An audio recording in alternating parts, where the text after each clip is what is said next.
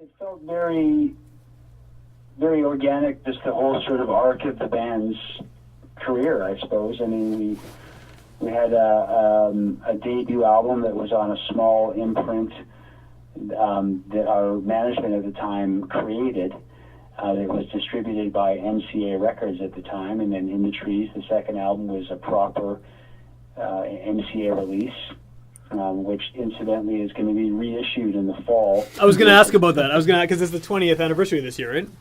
Yeah, it's exactly July 1994 will be the 20th anniversary of In the Trees, and we're releasing in September, God willing, a sort of a double disc with the original CD that's going to be touched up a bit, and then close to about 20 outtakes. Cool. The album demoed, the full album sort of in sequence, demoed, and then some acoustic songs, and then we're also going to be including that radio show from Holland that I was talking about earlier, that I actually had a nice recording of. And these are all tapes that I had sort of been collecting over the years that were literally sitting in my shoeboxes in a basement.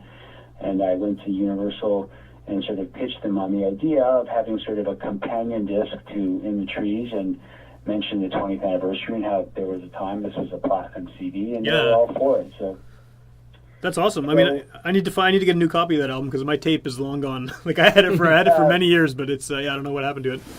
Yeah, well, I mean, we're really excited about it. We're sort of right in the eye of the needle with this one right now, as far as dealing with licensing some songs and artwork and all that. So, but we never got sort of quote unquote big enough to sort of have a record company breathing down our neck to follow up an album. The only time that ever really happened was actually after Silent Radar, where we were having just kind of some growing pains as far as how to follow that album up, and we had done probably 2 years of touring, and the band started to get interested in more electronica, and we were pretty burnt out from doing more or less 2 years nonstop touring. So that was the only time where I felt like we were a little bit sort of lost at sea, I guess. Maybe an inevitable phase to go through. But was that around the time that you went on to other things as well?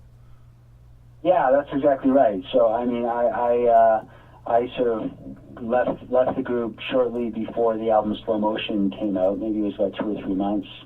And we went through the usual demoing process with the label, and them wanting to hear a certain type of song. And I suppose Silent Radar had some pretty obvious singles. It's so cliche, we don't hear a single from a record label is what they say. But in hindsight, I think what was happening was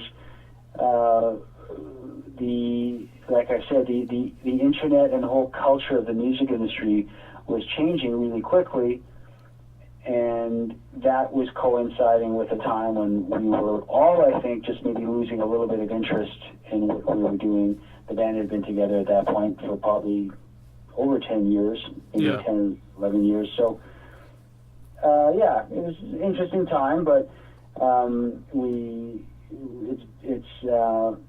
it's just part of the story, I guess. Yeah. Part of the Watchmen story. Yeah, and when you moved on from the Watchmen, I mean, were you still thinking of pursuing music, or were you just thinking, okay, that was, an amazing run, and now I'm gonna do time to move on to real life or something? How did it work?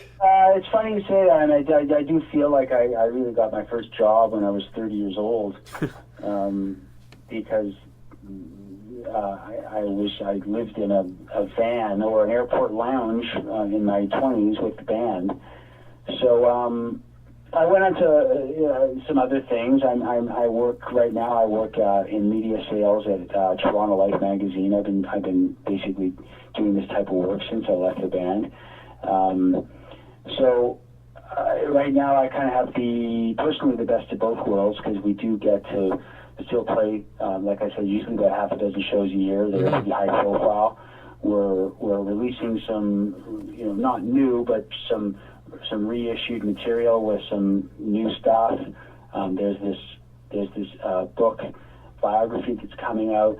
So it's still, like I said earlier, the music that we did do back then is something that we're all really proud of, and I still I have a real keen interest in getting as many people as I can to hear the stuff that we did and dig up anything that we never released back then for anybody who's interested right now. And it's like I said, it's not a ton of people, but there are enough people, I think, to warrant the efforts that we make to sort of keep things alive.